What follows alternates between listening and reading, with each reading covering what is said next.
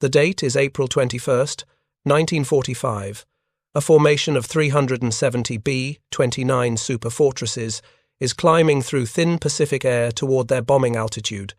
Target: the Nakajima aircraft factory complex outside Tokyo.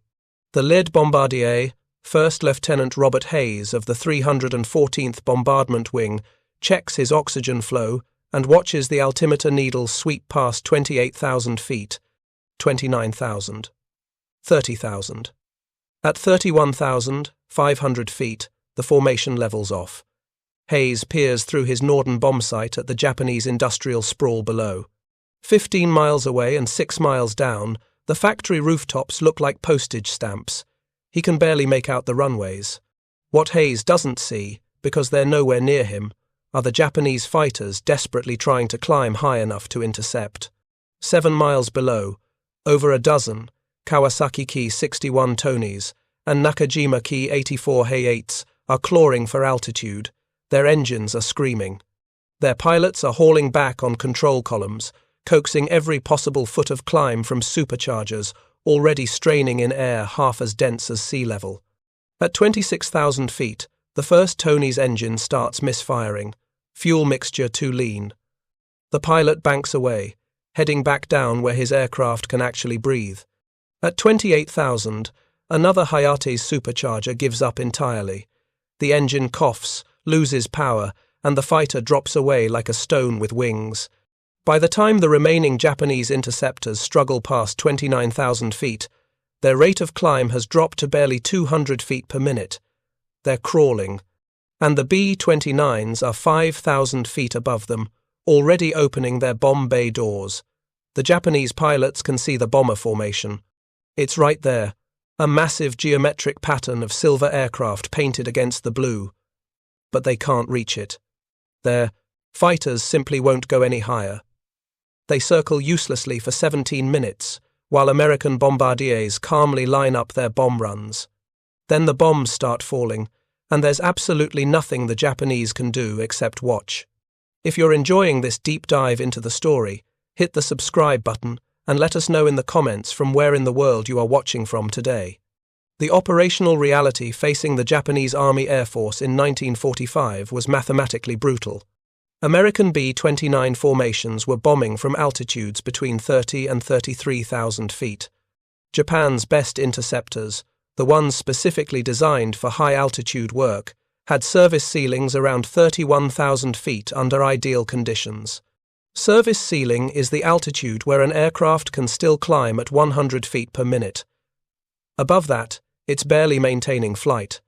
Combat maneuvering, turning, accelerating, firing weapons, all of that requires energy that these fighters simply didn't have at extreme altitude.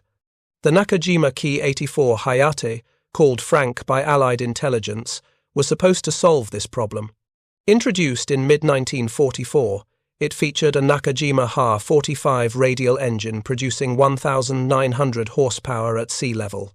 That engine had a two-stage mechanical supercharger, the best forced induction system Japanese industry could manufacture. In theory, it should have pushed the Hayate to 34,000 feet. In practice, the service ceiling topped out around 31,000, and the aircraft became sluggish and unresponsive above 28,000. Why the discrepancy? Because superchargers don't work miracles. They compress thin air and force it into the engine, but compression generates heat, and hot air is less dense than cold air. Japanese intercooling technology lagged behind American and German standards. Their intercoolers were smaller, less efficient, and couldn't shed enough heat. So even though the supercharger was compressing air, that air arrived at the cylinders too hot to provide maximum power. The engine choked. Pilots reported that above 28,000 feet, the Hayate felt like it was flying through syrup. Control surfaces responded slowly. The aircraft wallowed in turns, and attempting to climb above 30,000 required such a shallow angle and so much time that by the time you reached altitude, the bombers had already completed their run and turned for home. The Kawasaki Ki 61 Tony fared even worse. It used a liquid-cooled inline engine, the Kawasaki Ha-40, which was essentially a licensed copy of the German Daimler-Benz 601 engine.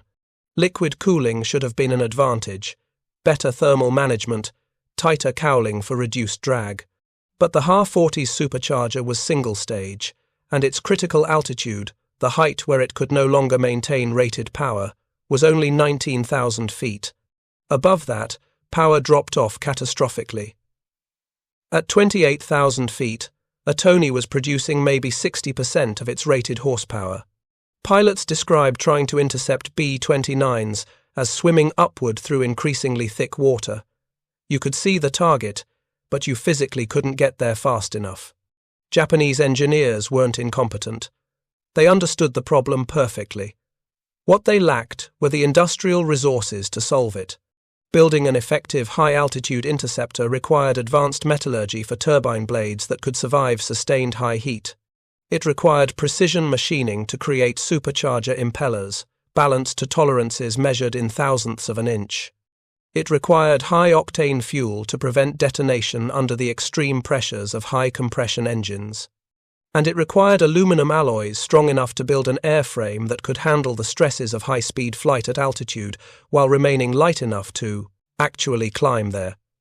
Japan in 1944 had none of these things in sufficient quantity.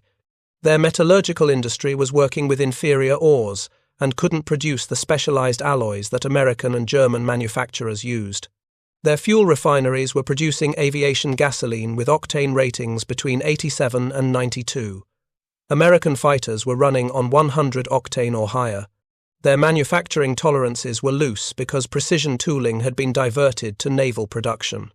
And aluminum was so scarce that some Japanese fighters incorporated wooden components in their wings and fuselages to conserve metal. The result was fighters that worked adequately at medium altitudes but became borderline unflyable above 30,000 feet. And the Americans knew it. Boeing's engineers had done the math before the first B-29 ever reached the Pacific. They knew that if they could design a bomber capable of sustained operations above 30,000 feet, they'd render most Japanese interceptors irrelevant.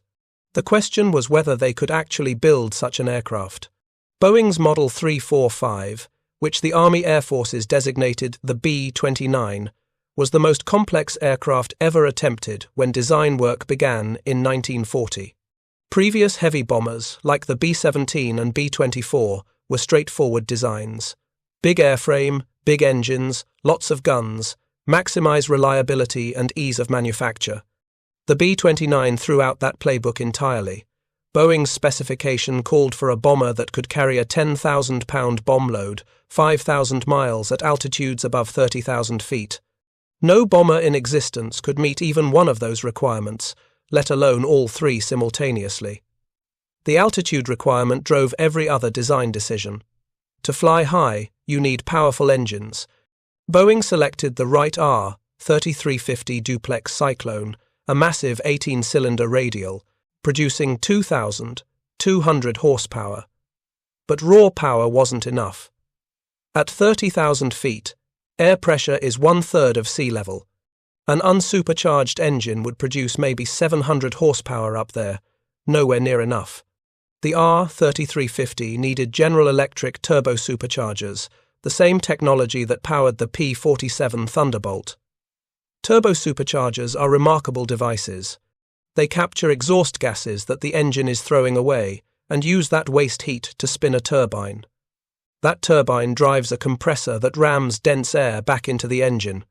It's essentially free power because you're recovering energy that would otherwise blast out the tailpipe. The catch is that turbo supercharger systems are heavy, complex, and temperamental. Each R 3350 required its own dedicated turbo supercharger unit, housed in nacelles beneath the wing, along with intercoolers, oil coolers, exhaust ducting, and regulation systems. The B-29 had 4 of these engines. That meant 4 turbo supercharger installations, miles of ducting, dozens of regulators and valves, and an enormous amount of plumbing that had to work perfectly in an environment where air temperatures could swing from 40 degrees Fahrenheit on the ground to -60 at altitude. If 1 turbo supercharger failed, that engine lost power. If 2 failed, the bomber couldn't maintain altitude. If 3 failed, you were going down. Then there was the pressurization problem. At 30,000 feet, atmospheric pressure is 4.3 pounds per square inch. At sea level, it's 14.7. Human beings can't function in that thin air without supplemental oxygen.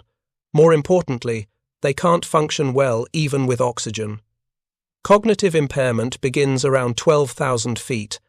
Hypoxia sets in rapidly above 15,000.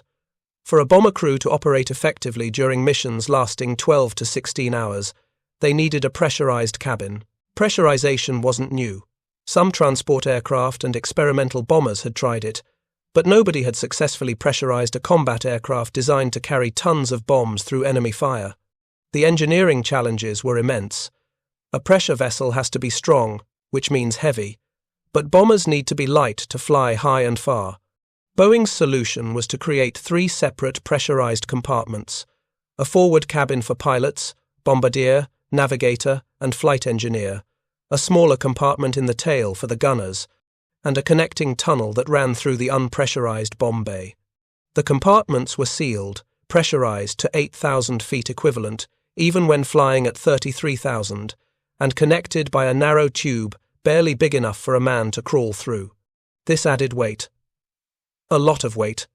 The pressurization system alone, including bulkheads, seals, regulators, and the cabin supercharger that provided pressurized air, weighed over 3,000 pounds. Then there were the guns. Previous American heavy bombers carried up to 13 50 caliber machine guns in manually operated turrets. Gunners sat in freezing, unpressurized positions, scanning the sky for enemy fighters. The B-29's designers knew that wouldn't work at extreme altitude.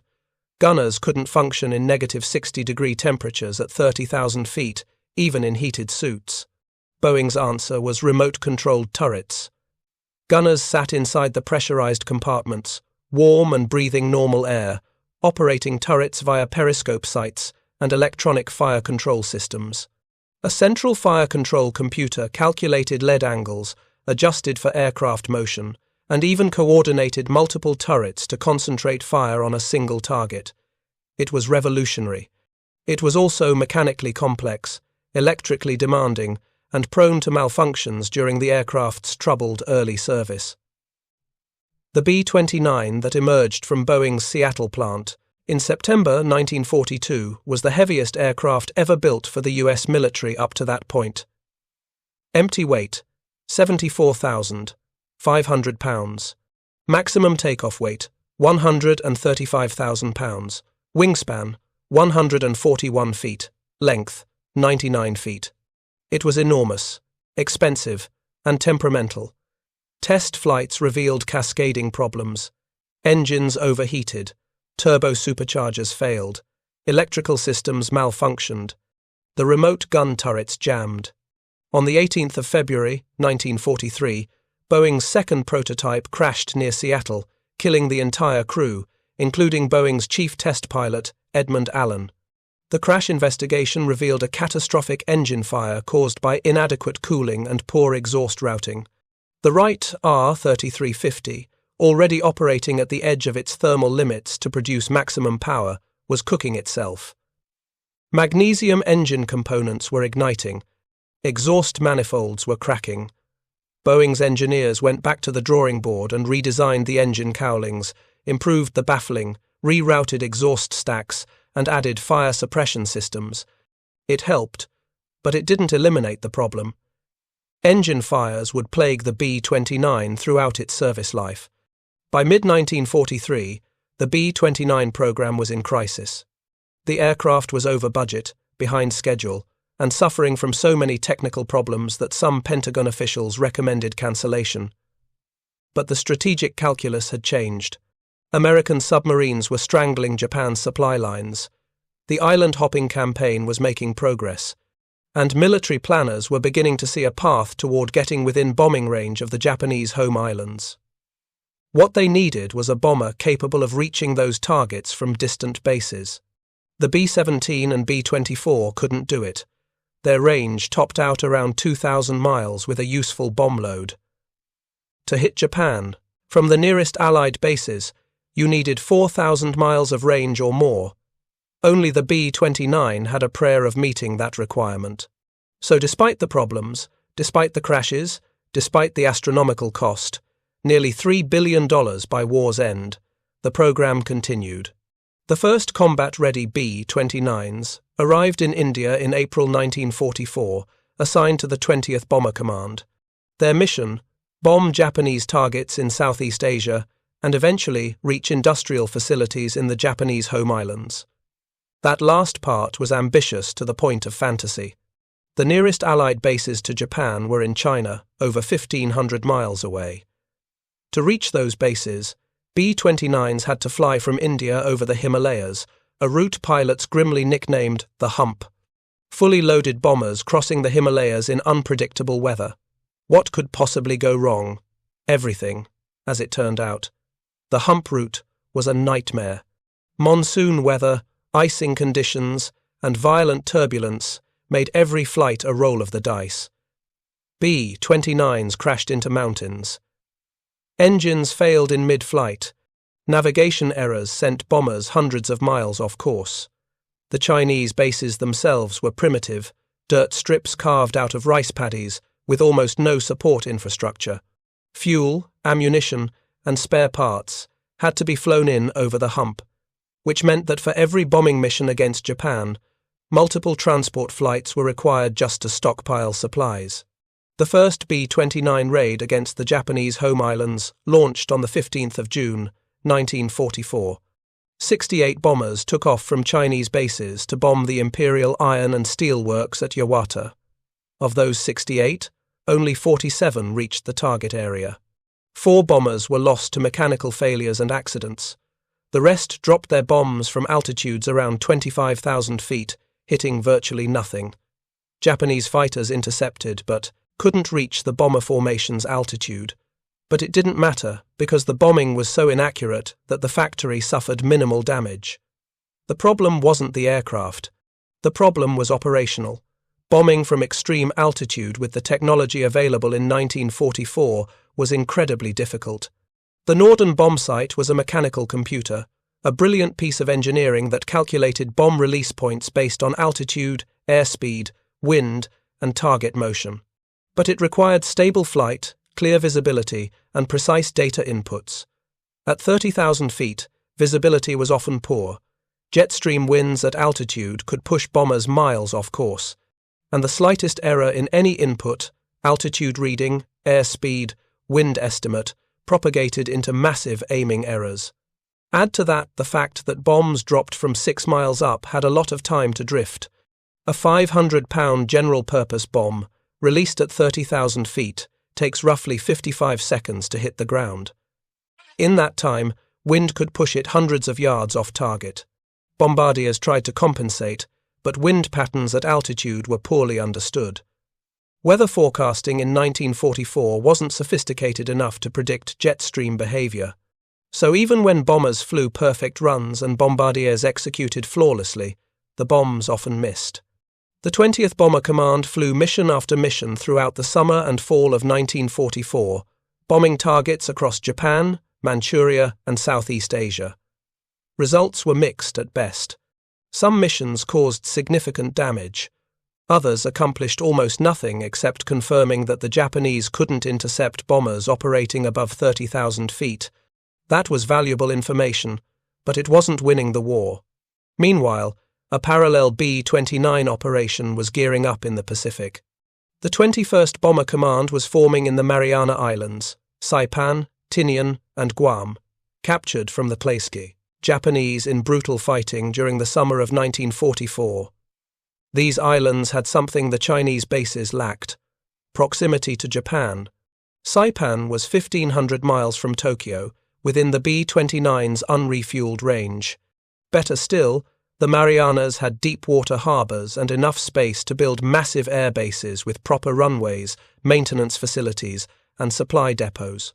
By November 1944, B-29s were flying combat missions from the Marianas, and the high-altitude bombing doctrine that Boeing had designed the aircraft around was finally getting a real test. The results were initially disappointing. Bombing accuracy remained poor. The jet stream over Japan, which nobody had fully understood until American bombers started flying through it, turned out to be far stronger than predicted. Winds at 30,000 feet sometimes exceeded 200 miles per hour. Bombardiers couldn't compensate. Bombs scattered across the landscape. General Curtis LeMay took command of the 21st Bomber Command in January 1945, and he looked at the bombing results with cold pragmatism. High-altitude precision bombing wasn't working. Too much wind, too many clouds, too much dispersion. The B-29s were flying missions, burning fuel, risking crews, and hitting almost nothing. LeMay made a controversial decision. Strip out most of the guns to save weight. Load the bombers with incendiaries instead of high explosives. And bomb from low altitude at night. The first low-altitude incendiary raid hit Tokyo on the night of March 9, 1945. 334 B-29s came in at 5,000 to 7,000 feet and dropped nearly 500,000 M69 incendiary clusters across the city's densely packed residential districts. The resulting firestorm killed an estimated 100,000 people and destroyed 16 square miles of the city. It was devastatingly effective. It was also a complete abandonment of the high-altitude bombing concept the B-29 had been designed to execute. But here's the critical point. LeMay only switched to low-altitude tactics because the high-altitude approach had already achieved its primary strategic goal. By March 1945, Japanese air defenses were shattered, fighter strength was depleted, experienced pilots were dead, fuel was scarce, anti-aircraft ammunition was running low. The remaining interceptors couldn't reach formations at 30,000 feet, and months of failed interception attempts had demoralized the pilots who survived. When LeMay sent bombers in at 5,000 feet, Japanese defenses were so degraded that they couldn't mount effective resistance, even at altitudes their fighters could easily reach. The high-altitude capability didn't win the war directly. What it did was provide a period of sanctuary during which American bombers could operate over Japan with relative impunity, grinding down Japanese air defenses through attrition while industrial production collapsed from lack of raw materials. By the time LeMay switched tactics, the strategic outcome was already determined. Japan couldn't defend its airspace, couldn't replace lost aircraft, and couldn't fuel the fighters it did have. If you find this story engaging, please take a moment to subscribe and enable notifications. It helps us continue producing in-depth content like this. The question that haunted Japanese military planners wasn't how to stop the B-29s. By early 1945, they knew they couldn't. The question was why they'd been caught so unprepared for high-altitude bombing. The answer reveals a fundamental miscalculation about the future of air warfare that crippled Japan's defensive strategy. Japanese aviation doctrine in the late 1930s was built around entirely different assumptions. Their military planners had studied the air campaigns of the Spanish Civil War and the early phases of World War II in Europe and drawn conclusions that seemed reasonable at the time. Most bomber operations occurred between 10 and 20,000 feet. Fighters needed maneuverability and firepower, not extreme altitude performance. Resources should be invested in lightweight, agile aircraft that could dominate in turning fights. This philosophy produced aircraft like the Mitsubishi A6M0, which became operational in 1940.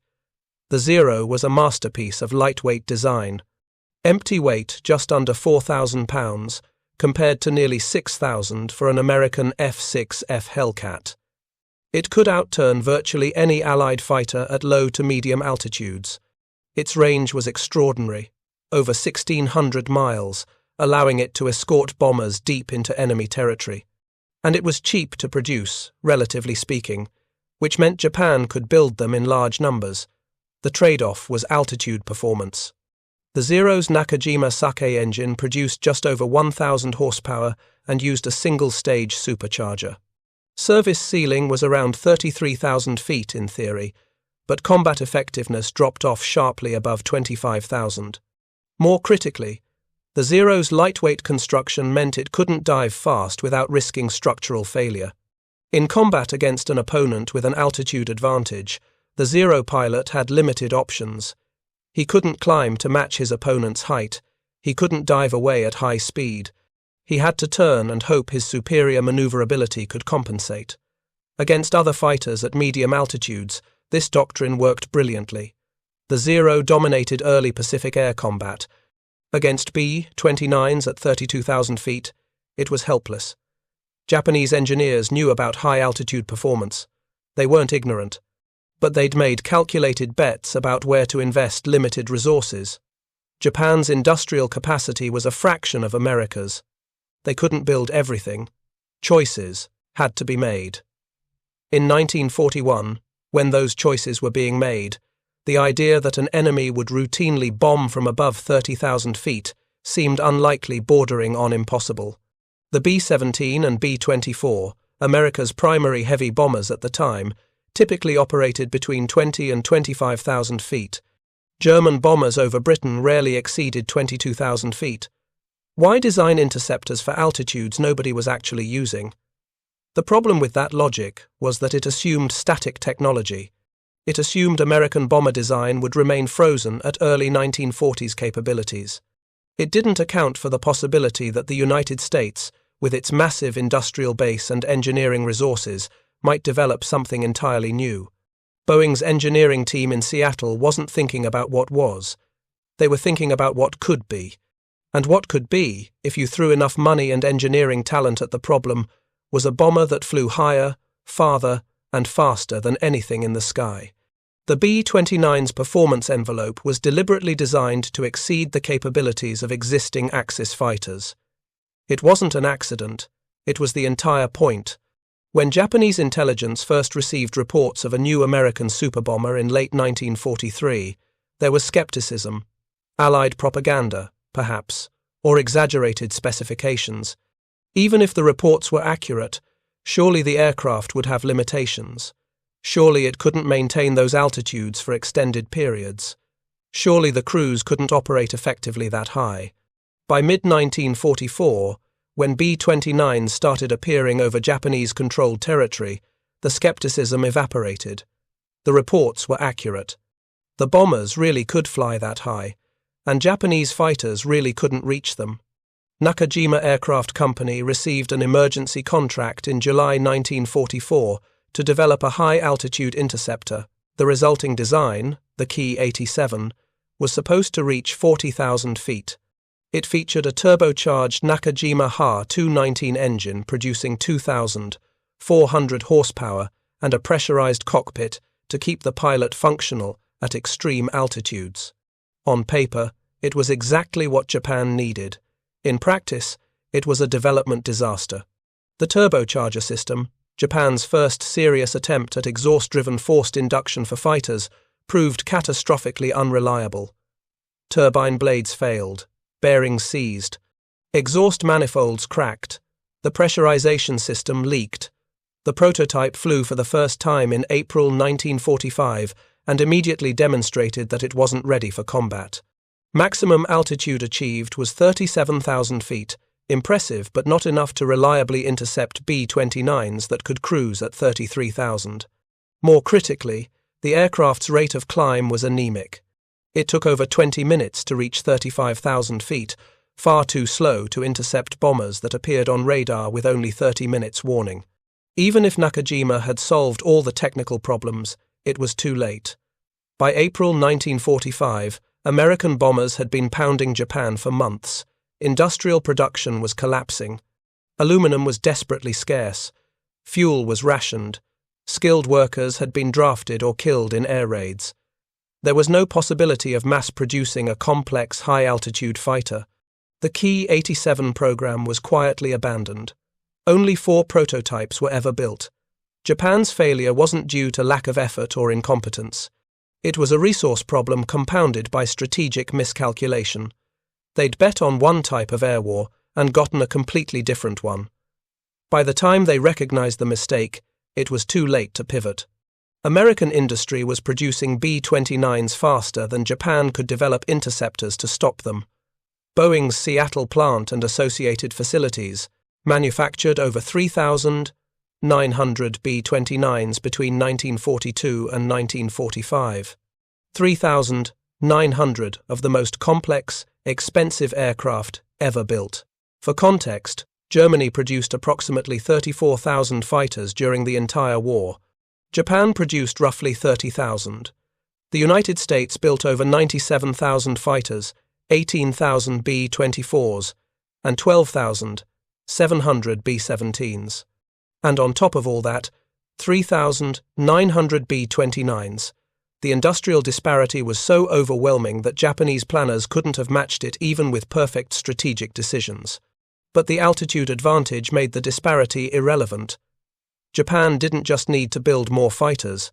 They needed to build better fighters, high-altitude interceptors with turbocharged engines, pressurized cockpits, and sophisticated systems.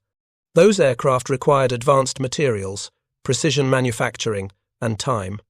Japan had none of those things in sufficient quantity. The psychological effect on Japanese pilots was devastating. Imagine you're a fighter pilot. You've trained for years. You've survived combat. You're flying the best aircraft your country can build. And you watch enemy bombers, dozens or hundreds of them, flying in perfect formation 6 miles above you. You can see them. You can track them. You just can't reach them. You push your throttle forward. You pull back on the stick. Your fighter climbs, but it's like swimming upward through honey. The altimeter creeps higher. 28,000 feet. 29,000. Your engine is screaming. The supercharger is howling. And above you, the bomber formation continues on, untouched, unreachable. Some pilots tried anyway. They pushed their aircraft to the absolute limits, climbing until their engines quit or their controls stopped responding.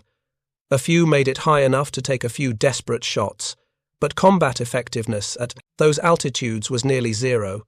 Guns jammed in the cold, aircraft handling was sluggish, and even if you hit a B-29, even if you damaged one, there were 369 others still dropping bombs. The after-action reports from Japanese fighter units in early 1945 read like exercises in futility. Enemy bombers sighted at 31,000 feet. Our fighters climbed to 28,000, could not reach engagement altitude. Bombers completed mission unmolested. Mission after mission after mission. The same pattern, the same outcome. Pilots were grounded not from combat losses, but from the psychological strain of repeated failure. There's a Japanese pilot interview preserved in post-war interrogation records. The pilot's name was withheld, but his testimony is stark. He'd flown 73 sorties against B-29s between December 1944 and June 1945. In those 73 missions, he managed to fire his guns at a B-29 exactly twice, both times from below, from inadequate altitude, with no observed hits. He described the experience as being haunted by untouchable ghosts. You see them, you chase them, you never catch them. By contrast, American bomber crews flying at 32,000 feet reported a completely different experience. Yes, Japanese fighters appeared. Yes, they attempted interceptions. But the attacks were rare, poorly coordinated, and usually ineffective. Most Japanese fighters couldn't even get within gun range. The few that did were struggling to maintain altitude and couldn't maneuver aggressively. Anti-aircraft fire was more dangerous than fighters, but even flak effectiveness dropped off sharply above 30,000 feet. Artillery shells lost accuracy. Fuses became unreliable. The explosive shells had to climb 6 miles against gravity and air resistance, losing velocity the whole way. The result was that B-29 crews, flying high-altitude missions, in early to mid-1945 faced relatively low loss rates. The 21st Bomber Command lost 169 B-29s to all causes, combat and operational, during high-altitude missions between November 1944 and March 1945. That's out of approximately 31,000 individual bomber sorties. Loss rate, 0.5 to 4%. For comparison, 8th Air Force bombers flying over Germany in 1943 and early 1944 sometimes suffered loss rates exceeding 5% per mission. The low losses meant crews completed tours. They gained experience, bombing accuracy improved. Morale stayed high. The strategic bombing campaign became sustainable. Japan couldn't impose enough attrition to disrupt operations. They couldn't shoot down bombers fast enough to matter. The altitude advantage had turned the B-29 force into something approaching an unstoppable machine. There's an irony here that Boeing's engineers would have appreciated. The B-29 was designed as a high-altitude precision bomber.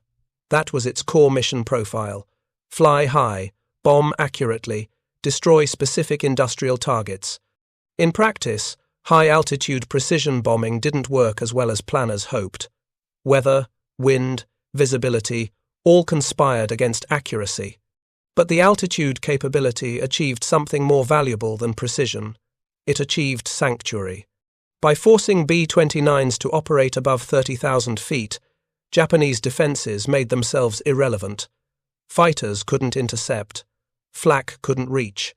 The bombers flew unmolested, and even though individual bombing accuracy was poor, the sheer volume of bombs dropped eventually destroyed the targets anyway. Japan's cities and industrial centers were pulverized, not through precise strikes but through repeated, uncontested raids. When General LeMay switched to low-altitude incendiary tactics in March 1945, it was because Japanese defenses had already been ground down to ineffectiveness. The decision wasn't a rejection of high-altitude bombing. It was recognition that Japan's air defense system had collapsed, and low-altitude attacks could now be conducted with acceptable risk. The months of high-altitude operations had done their job. They'd created the conditions that made low-altitude bombing viable. The strategic lesson here cuts both ways. For attackers, altitude equals survivability. If you can fly higher than the enemy can reach, you control the engagement. You choose when and where to fight. The enemy can only react, and reaction from a position of disadvantage rarely succeeds. For defenders, failing to invest in high-altitude capability creates a vulnerability that an industrially superior opponent will exploit. Japan bet that altitude didn't matter. America proved it was everything. After the war, Soviet aviation engineers studied captured B-29s with intense interest. In 1944, 3 B-29s made emergency landings in Soviet territory after bombing raids on Japan. Stalin ordered them impounded and analyzed. What emerged from that analysis was the Tupolev Tu-4, a reverse-engineered copy of the B-29 that became the Soviet Union's first strategic bomber. The Soviets didn't just copy the airframe, they copied the turbo-superchargers, the pressurization system, the remote-controlled turrets, everything. The Tu-4 entered service in 1949 and served as the backbone of Soviet strategic bomber forces until the late 1950s. It could fly at 30,000 feet, deliver nuclear weapons, and reach targets across Europe. NATO's air defense planners spent the early Cold War developing interceptors specifically designed to counter high-altitude Soviet bombers because they'd learned the lesson Japan failed to learn. You can't ignore altitude. If your enemy controls the high ground in 3 dimensions, you're fighting from a position of inherent disadvantage. American bomber development continued to emphasize altitude throughout the 1950s. The Boeing B-47 Stratojet, introduced in 1947, had a service ceiling of 40,000 feet. The Boeing B-52 Stratofortress, which entered service in 1955 and remains operational today, can fly above 50,000 feet. Even as surface-to-air missiles made high-altitude bombing riskier, the altitude capability remained valuable for other reasons. Fuel efficiency improves at altitude. Engines run more efficiently in cold, thin air. Range increases. And in a world where potential adversaries might develop better air defenses, having the ability to fly high provides options. The B-29's legacy isn't really about the specific missions it flew or the specific targets it destroyed. The legacy is doctrinal. It proved that altitude supremacy is a viable strategy if you have the industrial capacity to build aircraft that can achieve it and the technological sophistication to make them work. Japan couldn't match either, and the result was a strategic bombing campaign they were helpless to stop. There's a memorial at the National Museum of the United States Air Force in Dayton, Ohio. It features a restored B-29, Boxcar, the aircraft that dropped the atomic bomb on Nagasaki. Visitors walk underneath it, looking up at the bomb bay, the engines, the turrets. The aircraft is massive. It dwarfs everything around it, and it's suspended from the ceiling, hanging in mid-air, unreachable. That's fitting, because unreachable is exactly what the B-29 was designed to be. Japanese fighters couldn't touch it, Japanese flak couldn't hit it, Japanese industry couldn't counter it. The engineers at Boeing created an aircraft that rendered an entire nation's air defense system obsolete, not through exotic technology or secret weapons, but through the brutally simple expedient of flying higher than the enemy could follow. The cost was extraordinary. $3 billion, equivalent to over $50 billion in 2025 dollars, hundreds of test flights, multiple crashes, thousands of engineering problems solved through trial and error. And the payoff? A bomber that forced Japan to watch, helpless, as American aircraft destroyed their cities from altitudes their fighters couldn't reach. In the end, altitude wasn't just a tactical advantage. It was a strategic weapon. The B-29 didn't just bomb Japan. It broke Japan's will to continue fighting, not through any single raid, but through the cumulative psychological impact of powerlessness. When your defenses can't even reach the attackers, when your best pilots can only watch as enemy formations fly overhead unopposed, the message is clear. Resistance is futile. Japanese military planners understood this by mid-1945. They knew they'd lost the air war. They knew their cities would be destroyed. They knew there was nothing they could do to stop it. The altitude advantage the B-29 provided wasn't just a technical achievement. It was a demonstration of American industrial and technological supremacy so overwhelming that it made further resistance pointless. That might be the most important lesson of the entire B-29 program. War isn't just about tactics and bravery and fighting spirit. It's about industrial capacity, technological sophistication, and the ability to translate those advantages into weapons systems your enemy can't counter. Japan had brave pilots and effective tactics, and a warrior culture that emphasized sacrifice and dedication. None of that mattered when American bombers flew 6 miles above them, untouchable, unstoppable, unceasing. The B-29 forced Japan to confront a brutal reality.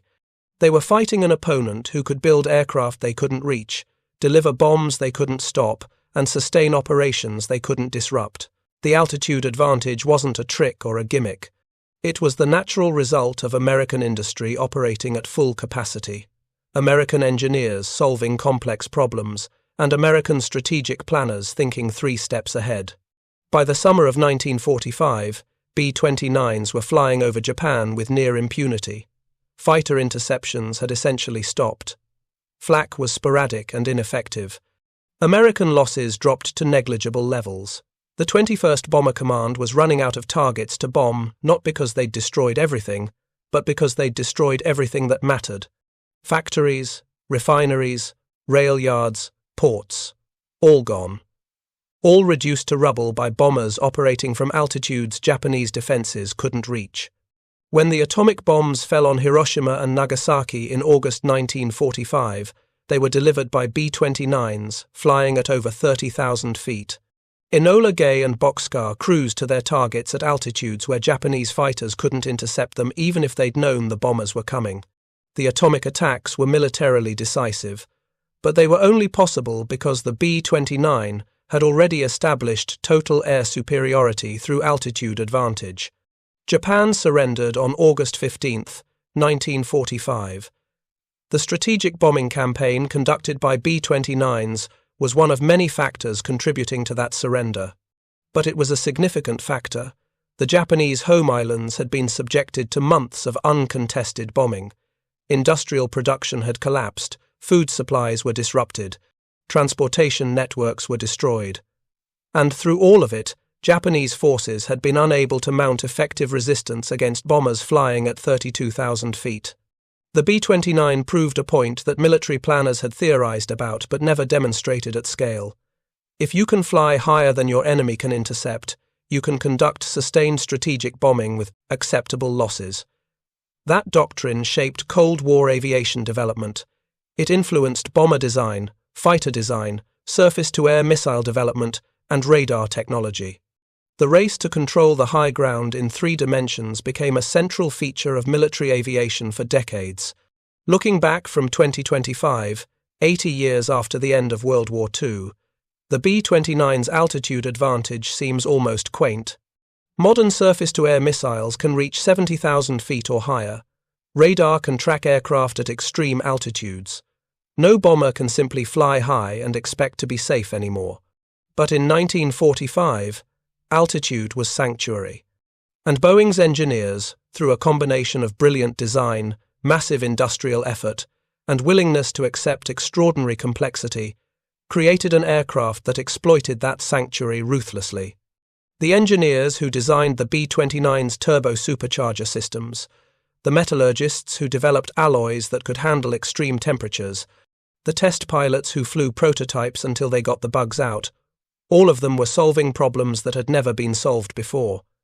They were pushing technology to its limits and beyond. And they succeeded because they had resources, time, and institutional support that Japan couldn't match. That's ultimately why Japanese fighters couldn't reach B-29 formations. Not because Japanese pilots weren't skilled, or because Japanese engineers weren't smart, but because Japan was fighting an opponent with 10 times their industrial capacity, unlimited raw materials, and a scientific establishment that could throw thousands of researchers at complex problems. The altitude advantage was just one manifestation of that deeper disparity. When American B-29s started bombing from 32,000 feet, they weren't just exploiting a tactical advantage. They were demonstrating that the war was already over. Japan just hadn't admitted it yet. The aircraft flying overhead, unreachable and unstoppable, were proof that American industrial might had created weapons systems Japan had no answer for. And if they couldn't stop the bombers, they couldn't win the war. That realization didn't come all at once. It accumulated across hundreds of missions, thousands of sorties, month after month of watching bomber formations fly overhead while Japanese fighters struggled uselessly below them. But eventually, the message sank in. The war was lost, not because Japan lacked courage or determination, but because they lacked the industrial base to compete with an opponent who could build 3,900 B-29s and operate them from altitudes Japanese fighters couldn't reach. Thank you for watching.